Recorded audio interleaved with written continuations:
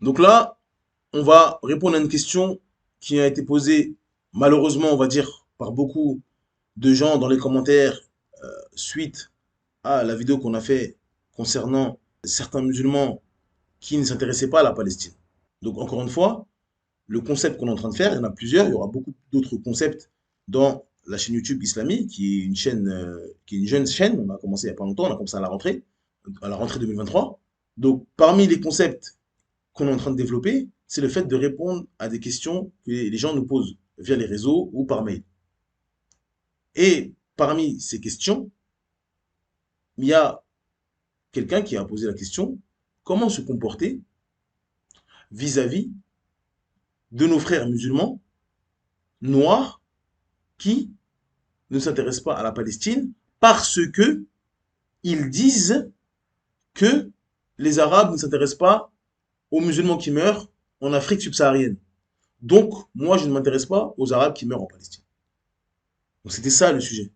Malheureusement, certains musulmans, ils n'ont pas compris. Certains ont commencé à crier au racisme. Subhanallah. On ne voit pas où est le racisme dedans. C'est-à-dire qu'il faut aller dans la définition du racisme pour voir ce qu'est le racisme. C'est-à-dire faire une hiérarchie de race. Il n'y a aucune hiérarchie de race. Il y a le fait de prendre une chose dans la communauté qui malheureusement existe. Elle existe chez certains, cette parole-là, et pas chez d'autres. Demain, si un frère me parle des problèmes qu'il y a chez les Maghrébins et qui existent que chez les Maghrébins, bah, on va en parler. Et le but, c'est de se corriger nous-mêmes et d'avancer. Car notre objectif, on le dit à chaque vidéo, c'est de revenir vers Allah et son messager avec la compréhension des pieux prédécesseurs. Et donc, toute chose qui nous empêche de faire cela, toute chose qui nous empêche de nous unir, il faut en parler et il faut essayer de remédier à cela. Personne aujourd'hui, je pense, va nier l'existence d'une grande fitna dans la communauté qui est le panafricanisme. Il n'y a personne qui peut me dire aujourd'hui qu'il n'y a pas des musulmans qui sont touchés par le panafricanisme. Et le kémisme, ou comme les gens comme Kémy Seba, etc. Il y a des musulmans, des Maliens, des Sénégalais qui s'appellent Mohamed, qui s'appellent Abdullah, qui s'appellent Mamadou, qui s'appellent ce que vous voulez. Ils sont touchés par l'égarement du panafricanisme. Et qui disent que moi, ce qui m'intéresse, je suis recentré, je suis recroquevillé, je suis tourné uniquement par ce qui se passe en Afrique. Et il dit mes frères, et quand il dit mes frères, il parle d'associateurs. Il parle de gens, des sorciers. Parce que pour lui, ses frères, c'est des gens qui habitent uniquement en Afrique, qui sont uniquement en Afrique. Donc quand il dit mes frères, il ne pense pas à un Bosniaque, il ne pense pas à un Tchétchène. Non. Personne ne peut dire que ça n'existe pas. C'est présent. Alhamdulillah, c'est une minorité. Et ça, encore une fois, c'est une deuxième incompréhension. Quand on dit une chose qui est néfaste, on n'est pas en train de dire que c'est tout le monde qui est comme ça. Quand demain on va parler de l'égarement du féminisme, est-ce que ça veut dire que je suis en train de dire que toutes les femmes musulmanes sont féministes? Billah, jamais de la vie. Mais vous ne pouvez pas nier également qu'il y a un égarement dans la communauté musulmane, chez nos sœurs, qui sont touchées par le féminisme. Ça existe. Et donc il ne faut pas venir dans les commentaires en disant mais c'est pas toutes les femmes, tu dis n'importe quoi. Moi je suis musulmane et je suis pas féministe. Mais encore heureux que tu n'es pas féministe. C'est pas la base de la musulmane. Et donc c'est pareil, il ne faut pas venir dans les commentaires en disant moi je suis noir et la Palestine je pleure tous les jours. Mais encore heureux que tu pleures tous les jours. C'est la base du musulman ça. On n'est pas en train de parler de la base, on est en train de parler d'une minorité. Subhanallah. Qu'Allah nous guide, qu'Allah nous facilite. Donc, avec cette vidéo, certains sont venus en disant pourquoi tu ne parles pas de ce qui se passe au Soudan? Pourquoi tu ne parles pas de ce qui se passe avec les migrants en Tunisie? Pourquoi tu ne parles pas de la guerre au Yémen? Et donc, encore une fois, nous, si on nous pose une question, on y répond, Inch'Allah Azzawajal. D'accord? On y répond. C'est ça le principe. Le but, c'est pas de créer des groupes. Le but, c'est justement d'être unis sur un seul objectif et toute chose, tout problème qui empêche d'arriver à cet objectif qui est l'adoration d'Allah seul sans associé, suivre la sunna du prophète Mohammed sallam et comprendre cette religion avec la compréhension de Abu Bakr, de Omar, de Uthman, de Ali, de Abu Huraira, de Bilal, radiyallahu anhum, c'est ça notre objectif. Et donc toute chose qui empêche cela, que ce soit du nationalisme, du féminisme, du tribalisme, du racisme, de l'innovation, eh ben on va le dénoncer. Et si cela touche un groupe des musulmans en France, parce qu'on est francophone, d'accord? Et en France, il y a une certaine diaspora de musulmans qui est spécifique, qui est composée en grande majorité de maghrébins et de gens d'Afrique de l'Ouest et ensuite des Turcs. Donc c'est normal qu'on va parler des sujets qui nous touchent nous en tant que Français, je parle en français.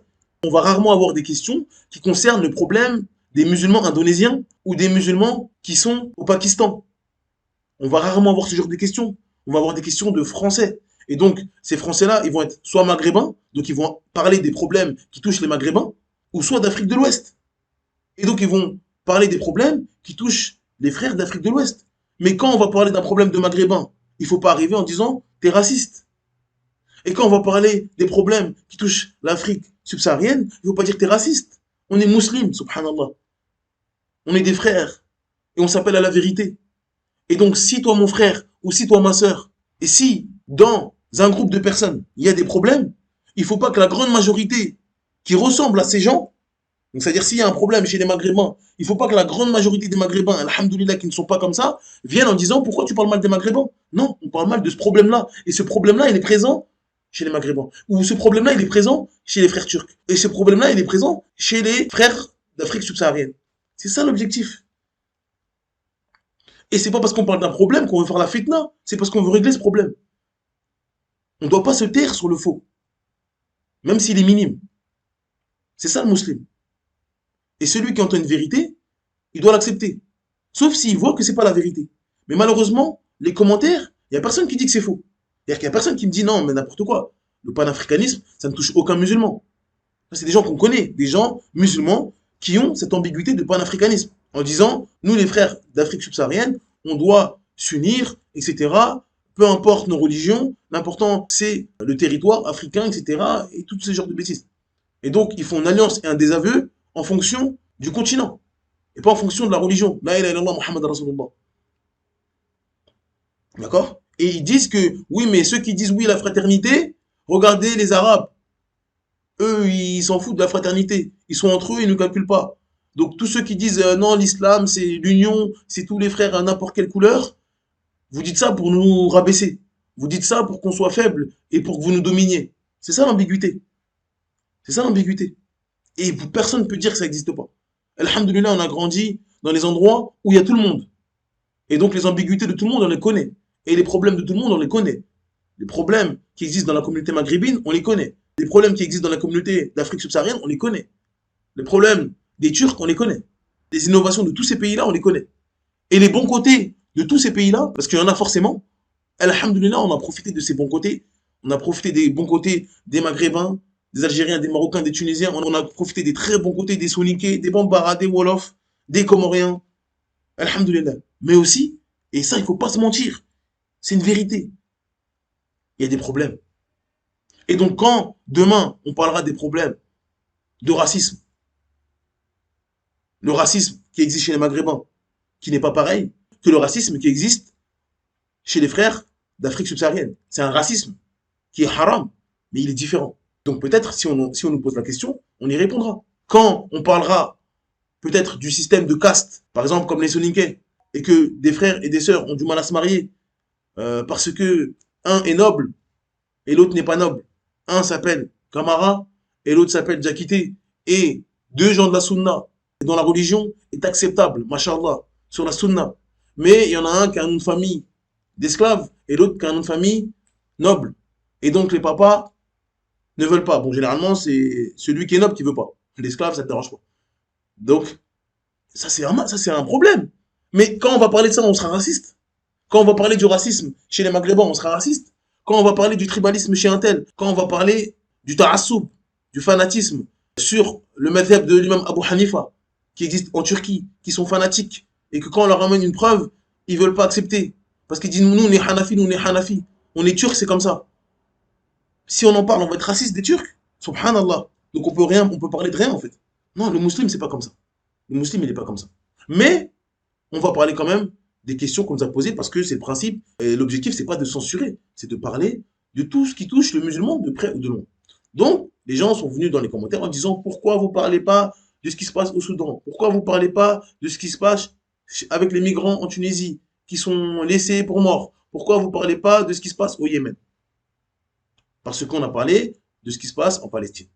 Et donc, je ne sais pas pourquoi, par un réflexe, comme certaines sœurs, quand on fait une vidéo sur le voile, sur l'obligation du voile, dans les commentaires, elles viennent et disent pourquoi vous parlez pas des hommes? Mais ok. Donc là, subhanallah, subhanallah, c'est-à-dire que on fait une vidéo sur les femmes parce que c'est un problème. Il y a des sœurs qui ne sont pas voilées, ça existe quand même. Donc il faut qu'on en parle. Et la seule réponse qu'ils ont, c'est pourquoi vous parlez pas des hommes?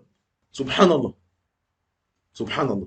Donc c'est-à-dire qu'ils veulent rentrer des conflits. En fait, des gens qui ont une maladie, ils te collent leur maladie sur toi en fait. C'est-à-dire que nous, on essaie de faire darwa pour tous les musulmans. Donc demain, on parlera des hommes, après-demain, on parlera des femmes, le surlendemain, on parlera de telle innovation de manière générale, ou on parlera d'une innovation précise dans tel pays, parce qu'on est des musulmans, et parce qu'on vit ensemble, et parce qu'on s'aime pour Allah, et qu'on veut la réforme. C'est ça notre but. Mais les gens qui ont des maladies au cœur, ils veulent nous coller leur maladie. C'est-à-dire que quelqu'un il est raciste. Quelqu'un est raciste. Et il voit qu'on parle des gens qui lui ressemblent, ou des gens qui sont comme lui. Quelqu'un a une haine contre le camp opposé, parce qu'il a mis un camp. Nous, on n'a pas de camp. Lui, il est dans sa tête, il y a un camp. Donc nous, quand on va parler des gens qui, pour lui, c'est un camp, alors que pour nous, c'est pas un camp, c'est juste une partie des musulmans, et on doit en parler. Le prophète sallam a parlé des Quraysh. Il a dit, oh les Mécois, vous êtes comme ça, vous faites comme ça. Il a parlé d'eux. Il a parlé des Médinois. Parce que c'est pas les mêmes personnes. Ils ont des qualités, les Médinois, que les Mécois n'ont pas. Et à aucun moment, le Médinois a dit, ouais, mais oh, comment tu divises là? Non. Parce que les Médinois, c'est des Médinois. Les Mécois, c'est des Mécois. D'accord? Vous pouvez pas me dire qu'un Soninké, c'est pareil qu'un Shlach. Non. C'est pas pareil. C'est des musulmans, alhamdoulilah, disent la ilaha illallah Muhammad Rasulullah. Mais en fonction de où ils ont habité, de comment ils ont grandi, ils ont des qualités différentes, ou des qualités qui sont les mêmes chez les deux, des qualités qui sont pareilles, c'est-à-dire que l'autre est accueillant, lui aussi il est accueillant, alhamdoulilah, c'est l'islam qui nous a appris ça, mais il y a des qualités qui vont être présentes chez le shlach, qui vont pas être présentes, c'est le soninké. Et inversement, le soninké va avoir des qualités que le shlach n'aura pas. Et c'est ça qui fait la beauté de l'islam, parce qu'on vit ensemble et on se connaît. Le fait que moi, par exemple, j'ai grandi dans un endroit où à la mosquée, il y a tout le monde, et tu vois les caractères des gens, tu dis, ah, machallah. Franchement, tu vois les papas soninké, alors Mabarek, ils sont comme ça, ils envoient leurs fils en Égypte, ils dépensent de l'argent, etc. Ils veulent que les enfants, ils apprennent, etc. C'est une qualité, ça. Donc toi, tu dis, ah, si j'ai des enfants, je vais faire comme ce papa soninké, alors Mabarek. Quand j'étais en Égypte, et je voyais des enfants soninké, ils avaient 13 ans, 14 ans, tout seuls en Égypte, pour apprendre la langue arabe. Je dis, ah ouais, subhanallah, machallah, ils sont chauds. Alors Mabarek. Alors que j'ai jamais vu un enfant maghrébin à 15 ans, 16 ans en Égypte tout seul. Parce que c'est plus rare. Moi, ce que je reçois, c'est des frères maghrébins à 20 ans, à 22 ans, à 23 ans. Leur mère ne veut pas qu'il aille en Égypte alors qu'il a 23 ans. Dis-moi, ma mère, elle veut pas que j'aille en Égypte tout seul. Elle veut pas que j'aille là-bas. Elle veut pas que j'aille dans ce pays. Alors que moi, quand j'étais à Ibana, dans ma classe, il y avait des petits 13 ans, des Gambiens, des Soniques, tout seuls. Et beaucoup. Donc c'est comme ça. C'est une culture qui est différente. On n'est pas en train de dire c'est mieux, c'est pas bien, c'est pas une guerre. C'est qu'on voit des bonnes choses chez les gens et on voit des choses moins bonnes chez les gens ou des choses qui sont différentes. C'est tout. Et nous, on les pèse à la lumière de l'islam. C'est tout. Si l'islam dit que c'est bien, on dit c'est bien. Si l'islam dit que c'est permis, si tu veux, tu le fais, si tu veux, tu le fais pas, on dit, ben, c'est comme ça, ils sont différents. C'est une culture différente. Et si l'islam dit c'est haram, on dit c'est haram. C'est tout. Mais eux, dans leur tête, ils ont un camp. Et donc, nous, quand on va parler des Maghrébins, et ben, ce Maghrébin-là qui a un camp, qui dit, moi, je suis dans le camp des Maghrébins contre le camp des Noirs, il va dire, ah, mais toi, t'es un Noir, t'es un raciste. Pourquoi tu parles de nous? Parce que il est dans sa tête, il est dans un camp. Et il croit que moi, je suis comme lui. Et il me met ça sur le dos. Il dit, regarde, tu mets des camps. Non, c'est vous, vous avez des camps. Moi, j'ai pas de camp. Moi, mon camp, c'est l'islam. Et tous ceux qui disent la ilaha illallah, c'est les mêmes pour moi. Donc, s'il y en a un dans une ville qui fait quelque chose de mal, on dit, frère, toi, tu fais quelque chose de mal. Mais me dis pas, oui, mais toi, tu divises. Non, je divise pas, c'est mal, faut le dire. Même si vous êtes 5, on doit le dire. Et pareil pour celui qui est d'Afrique subsaharienne. Tu vas dire, les frères d'Afrique subsaharienne, ce qu'ils font là, ça, c'est pas bon. Parce qu'on est des frères, parce qu'on s'aime. Et on se doit de se dire la vérité. Et celui qui a une maladie au cœur, qui est dans sa tête, est dans un camp. Lui, il est dans un camp pour lui. Il se dit, il y a le camp de ceux d'au-dessus du Sahara, et il y a le camp de ceux en dessous du Sahara. Et donc, quand il voit ça, il se dit, ah, pourquoi tu parles mal de mon camp? Subhanallah. Non, non. Notre camp, c'est l'islam. Notre camp, c'est là, il est Allah, Muhammad Rasulullah. Et dès qu'on va voir un mal qui touche la communauté, si ce mal est général, on va en parler de manière générale. S'il est spécifique, on va en parler de manière spécifique. Celui qui est content, alhamdoulilah. Celui qui n'est pas content, je ne peux rien faire pour lui. À moins qu'il me dise c'est faux. Là, on ne parle pas de celui qui dit je ne suis pas d'accord avec toi. Si vous n'êtes pas d'accord avec moi, vous avez le droit de dire non, ça n'existe pas. Mais les gens, ils ne viennent pas avec ça. En tout cas, dans la vidéo, ils ne sont pas venus avec ça. Ils n'ont pas dit ce que tu dis, c'est faux. Ils ont dit, tu n'as pas le droit de parler de ça. Parle pas d'un petit groupe. Reste général. Et pourquoi? Le prophète sallam, il a fait une da'wa générale. Il a blâmé des gens spécifiquement. Il a blâmé, il a élevé des familles spécifiquement. Il a blâmé des tribus spécifiquement. Donc ça, c'est la voix du prophète Mohammed sallam. Si la personne estime qu'il y a un mal dans une partie des musulmans, eh bien, il faut dire ça, c'est mal. C'est tout. Et vous ne pouvez pas me dire que le panafricanisme n'existe pas. Et le panafricanisme, ça touche qui? À 99%. Ça touche pas les Russes. Ça touche pas les Pakistanais. D'accord? Et si demain on parle du féminisme, bien sûr, on ne va pas dire le féminisme chez les frères d'Afrique subsaharienne. Non, le féminisme, ça touche tous les musulmans, toutes les musulmanes. Donc on va parler du féminisme de manière générale. Le prophète sallam nous a avertis, nous a mis en garde contre le tribalisme. Il a mis en garde les Arabes qui vont se vanter de leur famille. Donc ça, c'est le prophète sallam qui nous dit ça concerne les Arabes. La plupart des Arabes, c'est ça, leur famille. Ça, c'est des choses qu'on a vécues. Ouais, moi, ma famille, ouais, nous, on est nobles, etc. Et ils sentent une supériorité. Ça, c'est des hadiths. Donc on va en parler. Et il ne faudra pas mettre dans les commentaires, t'es raciste des Arabes. Subhanallah al-Azim, qu'Allah nous facilite. Et donc pour revenir aux questions, on va répondre aux questions, il n'y a pas de souci. Avant de répondre à ces questions, c'est important de faire la différence entre un sujet islamique et un sujet qui concerne les musulmans. Très très très important. Et ça, c'est ce que les gens, malheureusement, n'arrivent pas à comprendre. Il y a l'islam et il y a les musulmans. Et ça, même quand vous regardez à la télé, etc., les gens, ils font l'amalgame. Il y a l'islam, ce que l'islam nous dit de faire, ce que l'islam nous dit de croire, ce que l'islam nous dit d'aimer, ce que l'islam nous dit de ne pas aimer, ça c'est l'islam. Et il y a les musulmans. C'est-à-dire les musulmans aiment des choses, détestent des choses, etc. Donc, quand on a fait la vidéo sur la Palestine, on a ramené des hadiths. C'est l'islam qui nous dit d'aimer cette zone, cette région. C'est l'islam qui nous dit de prier dans cet endroit-là, c'est-à-dire Majid al-Aqsa. Donc ça, c'est islamique, c'est l'islam qui dit ça. Et donc, nous, en tant que médias qui parlons de l'islam, on doit en parler. Et on a dit que ça concerne tous les musulmans. Et donc, si des musulmans qui disent la ilaha illallah disent ça m'intéresse pas, on leur dit l'islam vous dit que vous devez vous en intéresser. L'islam vous dit que vous devez aimer ça. Donc ça, c'est l'islam. Et il y a les musulmans. Et donc, il y a des musulmans qui font des péchés. D'accord? L'islam dit il ne faut pas boire de l'alcool. Mais il y a des musulmans qui boivent de l'alcool. L'islam dit il ne faut pas mentir, il y a des musulmans qui mentent. D'accord? Ça, on est d'accord. Donc le sujet de la Palestine, c'est l'islam qui nous dit intéressez-vous à ça. Parce qu'il y a une mosquée dans cette région du globe, parce qu'il y a des hadiths du prophète sallam qui nous a dit que c'est obligatoire pour nous de chasser les juifs et les chrétiens de la péninsule arabique. Donc ça, c'est des choses, des textes. Donc on ne peut pas dire on laisse. C'est le prophète sallam qui nous a dit des choses là. Ça, c'est l'islam. Et après, il y a des sujets qui concernent les musulmans et des actes que les musulmans font. Donc, venir en disant pourquoi tu ne parles pas de ce qui se passe chez les migrants, pourquoi tu ne parles pas de ce qui se passe au Soudan, mais parce que ça, c'est des choses que les musulmans font. Et c'est haram, c'est pas haram, c'est des guerres pour des territoires, pour de l'argent, etc., des ethnies. C'est les gens, le monde en fait, c'est les humains. Il n'y a pas un texte islamique qui nous dit de nous intéresser à ça. Religieusement, je veux dire. Bien sûr, c'est des terres où il y a des musulmans, bien sûr, des musulmans qui meurent, mais ça, c'est en tant qu'humain, on est triste. D'accord? Mais c'est pas religieux à proprement parler.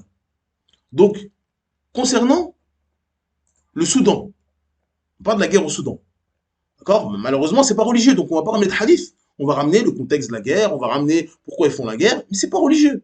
Alors que dans la vidéo sur la Palestine, on a ramené des hadiths. On a entendu la révélation, la parole du prophète Mohammed sallallahu alayhi wa sallam. Donc c'est pas quelque chose de comparable. Subhanallah. Et ça, c'est les gens qui n'arrivent pas à comprendre.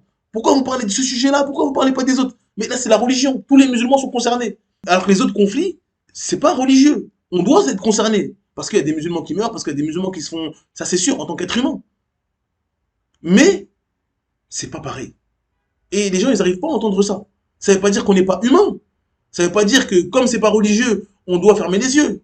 Mais, si on attaque la Mecque, c'est pas pareil que si on attaque le Sri Lanka. Pour un musulman, je parle. Si quelqu'un dit je vais détruire la Kaaba, et quelqu'un dit je vais détruire la défense, c'est pas la même chose pour nous dans notre cœur. Je vais détruire la Tour Eiffel et je vais détruire la Kaaba. D'accord? Nous, on veut pas que tu détruis la Tour Eiffel. Si tu y aura des morts, il y aura des bombes, on veut pas ça. Personne veut qu'il y ait des morts, on veut pas en tant qu'être humain. Mais est-ce que la réaction sera la même? Mais non. La Kaaba, on prie vers la Kaaba tous les jours. C'est pas pareil. Bah, Masjid al-Aqsa, la Palestine, c'est pas pareil que les autres endroits. C'est pas pareil que les autres endroits. Et c'est ça que les musulmans ne veulent pas comprendre. Et en disant ça, ça veut pas dire qu'il y a du mépris pour les autres. Subhanallah. Donc la guerre au Soudan. Donc la guerre au Soudan, c'est une guerre civile. D'accord? À la base, c'est une guerre civile entre le nord et le sud du pays. Et donc ça, c'est le nord et le sud du pays, il y a des conflits entre eux, etc. Et c'est alimenté par beaucoup de facteurs. C'est alimenté par des facteurs ethniques et religieux.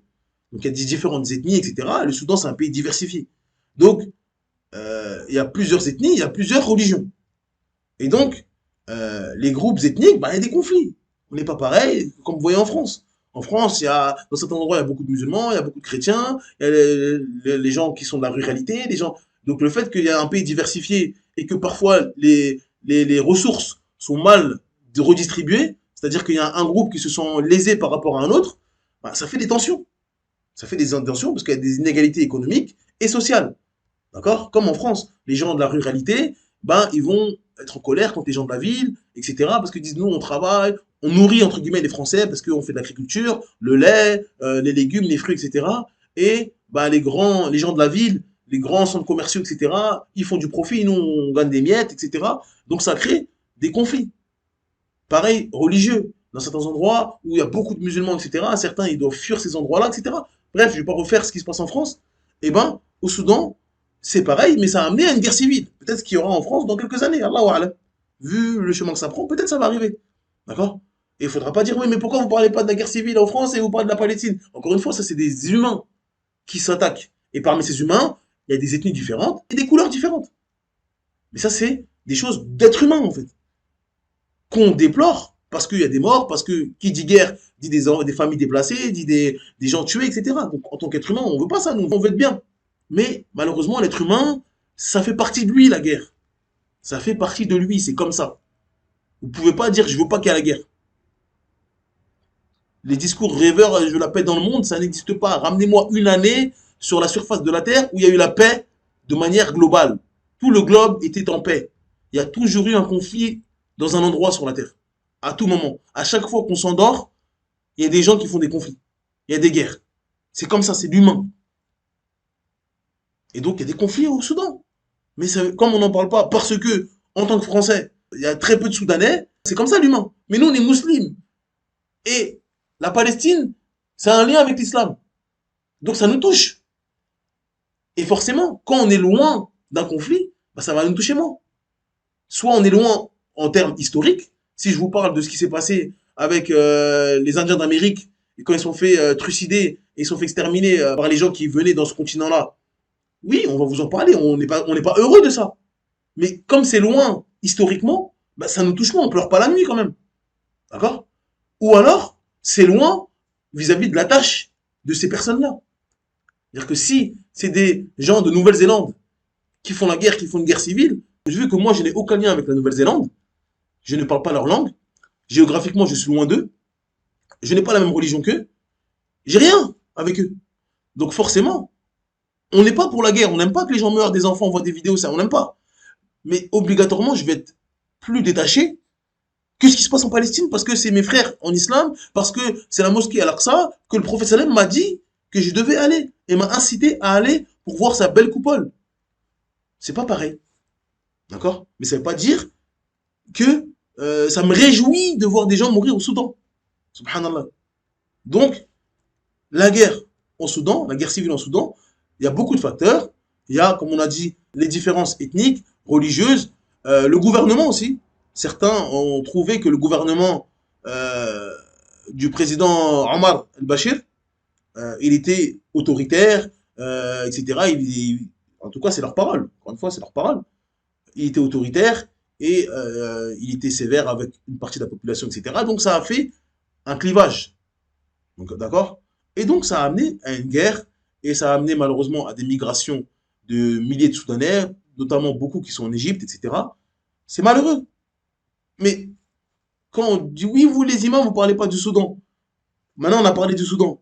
On a vu que malheureusement, c'est des choses qui arrivent, des guerres entre des gens parce qu'ils n'ont pas la même religion, parce qu'ils n'ont pas, ils ont pas la même ethnie. Ce qui est arrivé au Rwanda, ils n'avaient pas la même ethnie. Pourquoi, en fait, venir en dessous des vidéos de la Palestine et dire pourquoi vous ne parlez pas du Rwanda? On peut parler de manière générale, la guerre, c'est mal. Mais est-ce que, islamiquement parlant, le Rwanda a un lien avec l'islam? Comme le Soudan. C'est pas parce qu'il y a des musulmans au Soudan, encore une fois, il faut faire la différence entre l'islam et les musulmans. Il y a des musulmans qui font la guerre pour des choses, pour des terres, pour de l'argent, pour. C'est pas l'islam qui leur a demandé de faire cette guerre-là. C'est juste qu'ils sont en colère parce qu'ils veulent un terrain, parce qu'ils veulent de l'argent, parce qu'ils veulent une terre, parce qu'ils veulent je sais pas quoi. Mais c'est pas religieux. Alors que la guerre en Palestine, c'est religieux, c'est une guerre de religion. Les gens, ils sont étonnés pourquoi les Israéliens, ils veulent un tout petit bout de terre qui s'appelle Gaza. Parce que c'est dans leur religion, c'est dans leur livre. Ils veulent cet endroit-là, ils veulent la Cisjordanie, ils veulent refaire Israël. Et les musulmans, ils veulent la Palestine, ils veulent prier au Masjid al-Aqsa. Ils veulent pas que le Masjid al-Aqsa soit détruit par le gouvernement israélien pour faire le temple de Salomon. C'est religieux. Donc c'est normal, en tant que musulman, en tant que religieux, on parle de ça. Et on parle pas du sujet, et on parle pas d'autres personnes qui se font la guerre. Ça veut pas dire qu'on trouve ça bien. On est musulmans. Donc forcément, on va parler plus d'un sujet qui concerne l'islam que d'un sujet qui ne concerne pas l'islam. Parce que si on parle de toutes les guerres, on ne va pas parler de religion. Il y a des guerres partout, tout le temps. Donc maintenant, il y a un frère russe, un tchétchène, il va me dire pourquoi vous ne parlez pas du conflit ukrainien et russe? Et Harry, c'est quoi le rapport avec l'islam? C'est Poutine qui veut prendre un terrain, il veut pas que l'Occident se rapproche de ses terres et il leur fait la guerre. Ça existe depuis la nuit des temps, ça. Je protège ma terre, je envahis ta terre, je ne t'aime pas, c'est comme ça. Mais quel est le rapport avec l'islam? Quel est le rapport avec l'islam? Deuxième conflit, c'est la guerre au Yémen. On m'a dit de parler de la guerre au Yémen. Donc la guerre au Yémen, c'est un sujet complexe et ça implique, on va dire, deux camps. Deux camps. Donc c'est le gouvernement reconnu, le gouvernement yéménite, contre les rebelles. Donc le gouvernement yéménite, alhamdoulilah, c'est des gens sunnites, c'est des gens de la Sunna. Ils ont fait une coalition avec l'Arabie Saoudite et les Émirats. Donc il y a les Émirats, l'Arabie et le gouvernement qui est reconnu au Yémen. Ils sont réunis et ils font la guerre contre les rebelles Houthis chiites. Donc c'est une guerre contre les gens de la Sunna, contre les chiites. Ceux qui ne savent pas ce que c'est le chiisme, il y a une vidéo dans le dictionnaire du musulman que je vous invite à voir. L'égarement du chiisme. Donc pourquoi ces groupes-là, ils font la guerre aux chiites? Parce que, par exemple, notamment l'Arabie Saoudite, qui est vraiment investie dans cette guerre, parce que l'Arabie Saoudite ne veut pas être entourée de chiites. Et ça, je peux les comprendre. Parce que au nord, il y a l'Irak, qui est composé de beaucoup de chiites. À l'est, il y a l'Iran, qui est un ennemi très dangereux pour l'Arabie, qui a peut-être potentiellement la bombe nucléaire, donc ils ont peur, encore une fois. Et au sud, il y a les rebelles du Yémen. Et donc si les rebelles prennent le pays, ça va faire trois pays avec beaucoup de chiites qui les entourent. Et donc ils ont peur. Et encore une fois, c'est quoi le rapport avec l'islam? C'est-à-dire c'est des gens qui ont peur pour leur terrain. C'est des gens qui veulent préserver leur intérêt. Il n'y a pas de hadith à dire là-dedans. Ils se font la guerre. Il y a des sunnites et des chiites. Les chiites, ils sont dangereux pour les gens de la sunna. Et donc, l'Arabie ne veut pas être entourée de chiites. Et donc, ils font la guerre aux gens. Et la guerre, c'est pas beau. La guerre, c'est moche. La guerre, il y a des enfants qui meurent, des familles qui meurent. C'est la guerre, en fait. Donc, on en a parlé maintenant. Quel est le rapport avec l'islam? La guerre, si tu estimes qu'il y a une raison de faire la guerre, tu fais la guerre. Si ton combat il est islamiquement respectable, eh ben tu fais de la guerre. Si c'est haram, si c'est une guerre qui est dans le faux, eh ben c'est une guerre qui est dans le faux. Là maintenant, encore une fois, la géopolitique, on rentre pas dedans parce qu'il y a beaucoup de mensonges. Un président, il peut dire on fait la guerre pour ça, mais en réalité, c'est pas pour ça. D'accord? Donc là, on donne juste les faits. Maintenant, les intentions des gens, est-ce qu'ils font vraiment la guerre pour combattre le chiisme, mais est-ce qu'ils veulent pas une terre? Est-ce que... Allahu Alam, j'en sais rien, moi. Allahu Alam, j'en sais rien, moi. Je ne veux pas rentrer dans des choses, dans du mensonge, dans du mauvais soupçon. Encore une fois, on l'a dit plusieurs fois. Nous, ce qu'on voit, c'est des gens qui meurent. Ça, c'est sûr. Et les avis officiels. Sunnites contre chiites. Maintenant, les accords de un tel, etc., moi, je ne suis pas dans les petits papiers des gouverneurs. Je sais juste que des gens meurent. Et on est malheureux. C'est tout. Donc, ça, c'est ce qui se passe au Yémen. Encore une fois, Il n'y a pas d'intérêt islamique là-dedans. Quand on a fait la vidéo sur la Palestine, on a ramené des hadiths, des gens ont découvert des hadiths, on a parlé d'islam, on a dit ce que le musulman doit. Mais là, voilà, une guerre, des gens qui meurent. On peut faire un. Parce que là, c'est un cours d'histoire. Mais bon, rien, Inch'Allah. On fait parce qu'on pose la question. Et les gens, ils mettent en concurrence des choses qui n'ont rien à voir. Subhanallah. Et dernière question, ce qui se passe avec les migrants en Tunisie. Il y a quelques temps, des migrants d'Afrique subsaharienne, de plusieurs pays, en tout cas d'Afrique subsaharienne, ont migré vers la Tunisie dans le but de passer en Europe. Et il s'est passé qu'il y a eu beaucoup de troubles en Tunisie parce que le gouvernement et le peuple s'est révolté contre cela. S'est révolté contre cela en disant il y a des migrants, certains migrants qui causent des problèmes, ils attaquent des gens, etc. Encore une fois, là on donne la version de ce qui se passe. Alors même si c'est vrai, moi je suis pas là, j'étais pas là moi. On dit ce qui se passe. Ça a causé en tout cas ça a causé des conflits et certaines personnes du peuple tunisien se sont mis à attaquer des migrants. Et il s'est passé que certains migrants ont voulu traverser ces pays-là et ils ont été empêchés. Et certains, ils ont été dans le désert. On les a laissés dans le désert, on les a laissés comme ça. En tout cas, on les a laissés pour morts dans le désert. On voyait des bébés, subhanallah, assoiffés, etc. Des images qui font mal au cœur. Mais maintenant, encore une fois, on a dit, il y a l'islam, il y a les musulmans. C'est-à-dire que, est-ce qu'il y a un musulman qui pense que ça c'est permis en islam? En islam, on a des textes que un homme, il est rentré au paradis parce qu'il a vu un chien. On parle pas d'un pieu ou un chien assoiffé. Il est parti dans un puits, il a pris de l'eau dans ses chaussures, et il a donné à boire au chien. Ça, c'est une cause qu'il est entré au paradis. Donc, qu'est-ce qu'il en est d'un bébé? Est-ce qu'il y a un musulman ici qui dit c'est halal? Un musulman qui connaît sa religion dit c'est bien. Parce que dans leur tête des gens, il y a des camps. Il faut faire la différence entre un péché qui est connu, comme boire de l'alcool, comme faire la fornication. Ça nécessite de faire un rappel général et de ne pas stigmatiser un groupe de musulmans parce que ça concerne tous les musulmans. Le racisme, ça concerne tous les musulmans. Le racisme, il est partout. Le racisme, il est chez les Maghrébins, il est chez les frères d'Afrique subsaharienne, il est chez des Russes, il est chez tout le monde, le racisme. C'est une maladie qui touche tout le monde. Donc quand on parle du racisme, on parle de manière générale. Et on a fait une vidéo sur des ambiguïtés qui viennent du panafricanisme. Mais ça touche pas tout le monde, le panafricanisme. C'est ça qu'ils n'arrivent pas à comprendre. Et donc quand tu parles d'un sujet précis parce que ça touche un groupe précis, ils te disent pourquoi tu parles pas des racistes maghrébins? Mais le racisme, ça concerne tout le monde. Si vous voulez qu'on parle du racisme, c'est haram. Mais ça concerne pas quand même, rassurez-moi, ça concerne pas que les Maghrébins, ça concerne tout le monde. C'est un égarement, il n'y a pas de doute. Et donc, les Tunisiens, les Maghrébins n'échappent pas à cette maladie. Maintenant, est-ce que ça touche plus des gens, etc. Ça, c'est des cœurs des gens, Allahu Alem. Pour dire dans tel pays, il y a plus de racisme que dans tel pays, Allahu Alem. Mais en tout cas, le racisme, il n'y a personne qui peut me dire qu'il n'y a pas de raciste en Tunisie. Il n'y a personne qui peut me dire qu'il n'y a pas de raciste en Algérie, au Maroc, au Sénégal, au Mali, avec ce que vous voulez. Dans tous les pays du monde, malheureusement, il y a cette maladie. Comme il y a la maladie de celui qui ment, la maladie de celui qui est jaloux, ça, c'est des maladies qui touchent tout le monde. Donc personne ne peut me dire non, nous, on n'est pas raciste dans tout le pays. Il n'y a aucun racisme dans notre pays. Ça n'existe pas. D'accord? Donc, on parle de manière générale. Et donc, en Tunisie, dans ce qui s'est passé avec les migrants, certains ont attaqué des migrants par racisme. Parce qu'ils sont racistes. Ça, c'est un fait. Il y en a, ils l'ont fait par nationalisme. Ils ne veulent pas de migrants. Et il s'avère que ces migrants-là venaient d'Afrique subsaharienne, donc ils étaient noirs. Mais est-ce que c'est parce qu'ils étaient noirs qu'ils ont attaqué ou c'est parce qu'ils étaient juste pas tunisiens? Parce que je ne pense pas que des Tunisiens, et j'en connais énormément, des Tunisiens qui sont noirs, vraiment noirs, ils ressemblent à un Malien, un Sénégalais, à un noir, mais c'est un pur Tunisien, 100%. Si lui, il rentrait en Tunisie à cette époque-là, je ne pense pas que la Tunisie l'aurait bloqué. Je ne pense pas que la Tunisie l'aurait mis en prison parce qu'il est noir, alors qu'il vient avec son passeport tunisien. Donc c'est parce qu'ils étaient noirs, ces gens-là, ou c'est parce qu'ils étaient migrants, et donc étrangers et non tunisiens? Encore une fois, c'est des questions, je ne sais pas.